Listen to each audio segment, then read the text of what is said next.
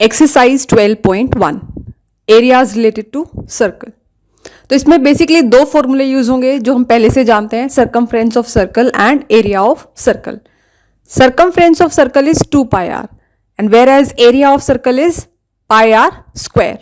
अब basics clear करने के लिए पहले हमें पता होना चाहिए कि सर्कमफ्रेंस क्या है।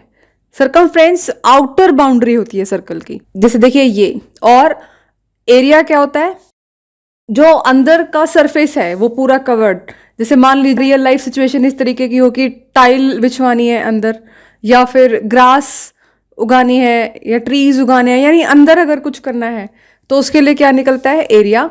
और अगर बाहर जैसे फेंसिंग करनी है, उसके चारों तरफ थ्रेड बांधना है, कुछ भी ऐसा काम करना है जो बाउंड्री पे करना है, उसके चारों तरफ चक्कर लगाने हैं, तो इस चीज के लिए क्या यूज होता है, सर्कमफ्रेंस। तो अब हम क्वेश्चंस करेंगे। Question 1. The radii of two circles are 19 centimeter and 9 centimeter respectively. Find the radius of the circle which has circumference equal to the sum of the circumferences of the two circles. तो यहाँ बच्चे ज़्यादातर confuse होते हैं इस word के साथ, radii. Radii कुछ नहीं है, रेडियस का प्लूरल है, क्योंकि यहाँ दो सर्कल्स की बात हो रही है तो दो रेडियस चाहिए थे, उसके लिए वर्ड क्या यूज किया है, radii. So now let's solve it. हमारे पास दो सर्कल्स हैं। Let the radius of first circle be r1 and its value is 19 centimetre. तो सर्कमफ्रेंस, तो फर्स्ट सर्कल का सर्कमफ्रेंस क्या होगा, 2 pi r1, that is equal to 2 pi into 19 centimetre. Similarly radius of second circle is 9 centimetre and let this be r2। So circumference of second circle is equal to 2 pi r2, that is equal to 2 pi into 9 centimetre. Now अब question क्या कह रहा है कि हमें third circle का radius निकालना है। अगर हमारा जो थर्ड सर्कल का सर्कमफ्रेंस है वो किसके बराबर है, जो हमारे दोनों गिवन सर्कल्स हैं उनके सर्कमफ्रेंस के सम के बराबर है। तो हम अज्यूम करते हैं let radius of third circle be r3। So according to the formula circumference of third circle will be 2 pi r3। Now according to the question, sum of the circumference of two circles, so that is 2 pi r1 plus 2 pi r2 is equal to 2 pi r3। अब इन दोनों में क्या common है, 2 pi, तो अंदर क्या बचा, r1 plus r2, that is equal to 2 pi r3। 2 pi and 2 pi gets cancelled out, so what remains is r1 plus r2 that is equal to r3। अब हमें दोनों की वैल्यू पता है, r1 की भी और r2 की भी, उसे पुट करते हैं। So that implies 19 plus 9 is equal to R3. That implies R3 is equal to 28 centimeter. And this is our answer. Question 2. The radii of two circles are 8 centimeter and 6 centimeter respectively. Find the radius of the circle having area equal to the sum of the areas of two circles. अब इसमें देखिए फिर से almost similar question है, बस इसमें क्या है, एरिया गिवन है, उसमें क्या गिवन था, circumference. So let's solve this. Again, let radius of first circle be r1, that is equal to 8 centimeter. So apply the formula, area of first circle is equal to pi r1 square. So radius of second circle, that is r2, that is equal to 6 centimeter. So accordingly area of second circle will be pi r2 square. Now let radius of third circle be r3. Now according to the question, what question says is that area of third circle is equal to sum of areas of the two circles. So उस condition के according क्या होगा, दोनों circles का area क्या है, pi r1 square plus pi r2 square, that is equal to pi r3 square. अब इन दोनों में क्या कॉमन है, पाई, तो जब हम पाई कॉमन लेंगे तो अंदर क्या बचेगा, r1 square plus r2 square, that is equal to pi r3 square. Pi and pi gets cancelled out, so what remains is r1 square plus r2 square is equal to r3 square। r1 और r2 की value हमारे पास है तो उन्हें put करेंगे। So it implies 8 square plus 6 square is equal to r3 square। That implies 64 plus 36 is equal to r3 square। That implies r3 square is equal to 100। ये तो r3 square की value है, लेकिन हमें सिर्फ r3 चाहिए तो रूट ले लेंगे। So root of 100 is 10. Therefore the radius of third circle is 10 centimeter. This is our answer. Question 3. In the figure, this figure depicts an arcade target marked with its 5 scoring regions from the center outwards as gold, red, blue, black and white. The diameter of the region representing gold score is 21 centimeter and each of the other band is 10.5 centimeter wide. Find the area of each of the 5 scoring regions. Question क्या है कि एक archery target है, उसमें अलग अलग colours की reason है, जैसे सबसे पहले वाली गोल्ड की है, फिर रेड रीजन, फिर ब्लू, फिर ब्लैक, फिर वाइट. तो हमें हर रीजन का एरिया फाइंड आउट करना है. कंडीशन क्या गिवन है कि जो सबसे अंदर वाली रीजन है दैट इज गोल्ड कलर्ड, उसका डायमीटर गिवन है 21 सेंटीमीटर. अगर डायमीटर है तो रेडियस आराम से निकल जाएगा, डिवाइडेड बाय 2. डायमीटर 21 है तो रेडियस क्या होगा 10.5 सेंटीमीटर. यहां तक ओके है. Then what is given is width. अब विड्थ गिवन है हर कलर्ड रीजन की. सपोज रेड रीजन है उसकी कितनी विड्थ है 10.5. फिर ब्लू रीजन है उसकी भी कितनी विड्थ है 10.5. हर एक की, ब्लैक की भी, वाइट की भी, सबकी जो चौड़ाई है विड्थ है वो 10.5 है. तो अब अगर हम ध्यान दें तो हम रेडियस फाइंड आउट कर सकते हैं. सबसे अंदर वाली region that is gold colour, उसका तो मिल ही गया. So that is, let that radius be R. So R is the radius of gold region, that is equal to 10.5. ये 10.5 कैसे आया है 21 डिवाइडेड बाय 2. अगले वाली रीजन के लिए जिसमें हम गोल्ड रीजन भी इंक्लूड करेंगे और रेड कलर वाली रीजन भी इंक्लूड करेंगे, तो उस सर्कल का जो रेडियस है उसे हम R1 मान लेते हैं. So let R1 be radius of gold and red region, that is equal to 10.5 gold region वाला रेडियस और बाकी उसकी विड्थ ऐड हो जाएगी, that is 10.5. So 10.5 plus 10.5 is equal to 21 centimetre.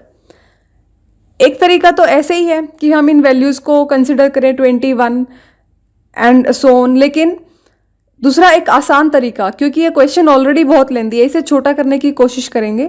तो अगर हम ध्यान दें तो ये क्या है 10.5 क्या था, आर की वैल्यू थी. तो अगर हम आर एक वेरिएबल कंसिडर कर लें तो विड्थ भी क्या है 10.5 और 10.5 किसी वेरिएबल के इक्वल था, वो किसके इक्वल हुआ आर के इक्वल. सो दैट मीन्स हम इसे ऐसे कह सकते हैं 10.5 is R, another 10.5 is also R. So R plus R is equal to 2r. Now similarly let us find the radius of the region including gold, red and blue region. For that 21 centimetre तक की already width already आ चुकी थी red region तक. अब हमें blue की width और add करनी है, that is 10.5. So that is equal to 31.5 centimetre. लेकिन हम इसे क्वेश्चन में यूज नहीं करेंगे, ये बस आपको समझाने के लिए है. यूज हम क्या करने वाले हैं 3r. और वो 3r कैसे आया है, आई होप अब आपको समझ आ गया है, क्योंकि r की वैल्यू जो बिल्कुल स्टार्टिंग में गोल्ड रीजन की थी वो कितनी है 10.5. फिर रेड रीजन की विड्थ 10.5, उसे भी r कंसिडर किया. फिर से 10.5. यहाँ r प्लीज वेरिएबल कंसिडर कीजिएगा, फिलहाल इसे रेडियस मत मान के चलेगा, क्योंकि वो 10.5 जो हम हर बार ऐड कर रहे हैं वो रेडियस नहीं है, विड्थ है. लेकिन हम अपना क्वेश्चन इजी करने के लिए उस 10.5 को जो स्टार्टिंग में किसी का रेडियस है गोल्ड का, उसको हम एज अ वेरिएबल कंसिडर करके सॉल्व कर रहे हैं क्वेश्चन को. तो ये क्या हो जाएगा 3r. So similarly radius for gold, red, blue and black region will be 31.5 plus 10.5 that is equal to 42 centimetre. और अगर r के टर्म्स में बात करें तो ये कितना होगा 4r. R4. So let R4 be radius for green, red, blue, black and white region, that is equal to 5r. और अगर वैल्यूज की टर्म में बात करें तो कितना होगा 42 plus 10.5 that is equal to 52.5 centimetre. अब हमने हर रीजन के लिए रेडियस फाइंड आउट कर लिया है, तो अब हमारे लिए एरिया फाइंड आउट करना इजी होगा. Now let A1 be the area of region with gold colour.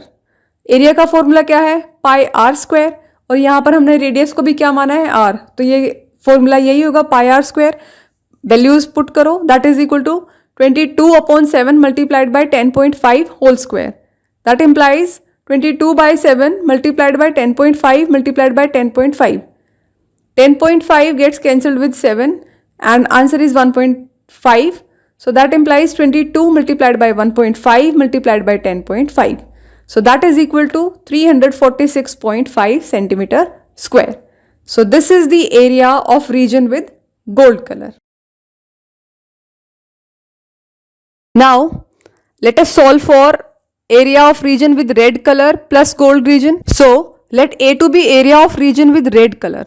अब अगर आप ध्यान दें तो सिर्फ रेड कलर का एरिया निकालना है. जो हमने रेडियस लिया है 2r वो क्या है, सेंटर से लेकर रेड रीजन तक, उसमें गोल्ड भी इंक्लूडेड है, लेकिन हमें सिर्फ रेड कलर वाला एरिया ही निकालना है.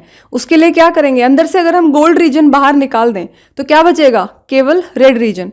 यानी कि हमें गोल्ड वाली रीजन का एरिया माइनस करना है पूरे दोनों रीजन्स में से, गोल्ड और रेड रीजन वाले एरिया में से. तो that is equal to gold और रेड रीजन दोनों का मिला के एरिया क्या होगा, उसके लिए रेडियस क्या है 2r, तो उसके लिए एरिया क्या होगा pi into 2r whole square minus, अब माइनस क्या करना है, area of gold region. Gold region का एरिया क्या होगा pi are square. So let that implies 4 pi are square minus pi are square, that is equal to 3 pi are square. अभी पिछले part में जब हमने गोल्ड रीजन का area निकाला था तो उसमें क्या था, एरिया पाई आर स्क्वायर की वैल्यू आ गई थी, A1 की वैल्यू वो कितनी आई थी 346.5 सेंटीमीटर स्क्वायर. ताकि हमें दोबारा सारी कैलकुलेशंस ना करें, हम उसे वहीं से पिक करेंगे. So that is equal to 3 multiplied by 346.5, that is equal to 1039.5 centimeter square. Similarly, let us find area of blue region. उसके लिए क्या करेंगे, गोल्ड और रेड रीजन दोनों का एरिया माइनस कर देंगे तो किसका बच जाएगा, area of blue region. So that is equal to हमारा गोल्ड, रेड और ब्लू रीजन का मिलाकर रेडियस कितना था 3r. So that is equal to pi into 3r whole square minus pi into 2r whole square. That implies 9 pi are square minus 4 pi are square, that is equal to 5 pi are square. That is equal to 5 into pi are square किसकी value है A1 की, और A1 की value हमारे पास already है. So that is equal to 5 into 346.5, that is equal to 1732.5 centimeter square. So this is the area for blue region. Now let us find the area for black region. So let A4 be the area of black region, that is equal to pi into 4r square minus pi 3r square. That implies 16 pi r square minus 9 pi r square, that is equal to 7 pi r square. And pi r square is A1. So 7 into A1, that is equal to 7 into 346.5, that is equal to 2425.5 centimeter square. So this is the area of black region. Now the last region, that is white region. अब white colour इसमें दिखाई नहीं दे रहा था, इसलिए तो मैं assume कर लेना कि ग्रे रीजन जो है वो white कलर है. So let's solve it. Let A5 is equal to area of white region. That implies pi into 5r square minus pi into 4r square. That implies 25 pi r square minus 16 pi r square. That is equal to 9 pi r square. That is equal to 9 multiplied by 346.5. That is equal to 3118.5 centimeter square. So this is the area of white region. Question 4.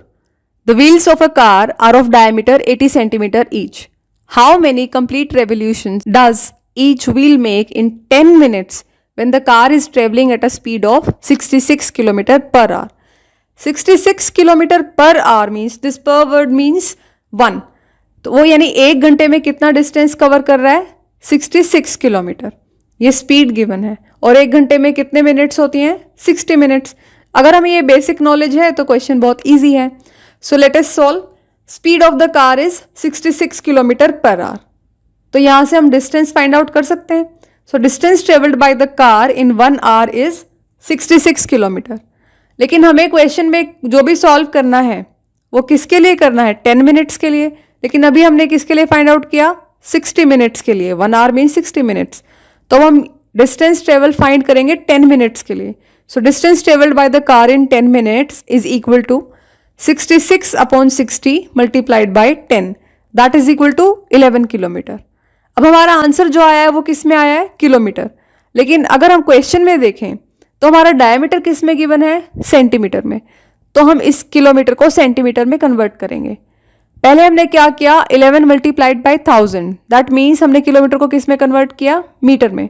यानी 1000 से multiply करने के बाद हमारा answer metre में है, लेकिन हमें सेंटीमीटर में करना है कन्वर्ट।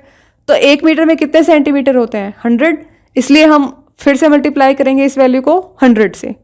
तो ये समझ आया आपको, हमने एक बार 1000 और एक बार 100 से क्यों मल्टीप्लाई किया है?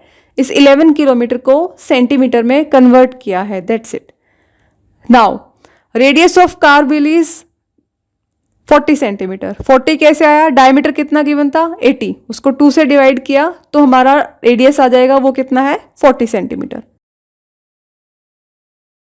Now we know the formula of circumference is equal to 2 pi r, that is equal to 2 into 22/7 into 40 centimetre. और जो ये सर्कमफ्रेंस है, यही क्या होता है? Distance travelled by the car when its wheel take 1 complete revolution. कैसे? मैं इसे एक एनिमेशन के थ्रू एक्सप्लेन करने की कोशिश कर रही हूं। तो ये देखिए, ये क्या है? एक व्हील है। मैंने इस ब्लू शेप को ये कंसिडर किया है कि इसका स्टार्टिंग पॉइंट है। मान लीजिए व्हील अब जैसे मूव कर रहा है, तो जैसे जैसे ये व्हील मूव कर रहा है, आप देख रहे हो कि ये जैसे जैसे आगे मूव करता है वो सरफेस को टच करता है और वो कुछ ना कुछ डिस्टेंस ट्रेवल कर रहा है। तो इस लॉजिक पे बेस्ड हमने ये बात लिखी है कि it is equal to distance travel by the car when its wheel take 1 complete revolution. अब हमें क्या फाइंड करना है कि कितने नंबर ऑफ रेवोल्यूशंस हुए उस व्हील के, कितने टाइम में? 10 मिनट्स में।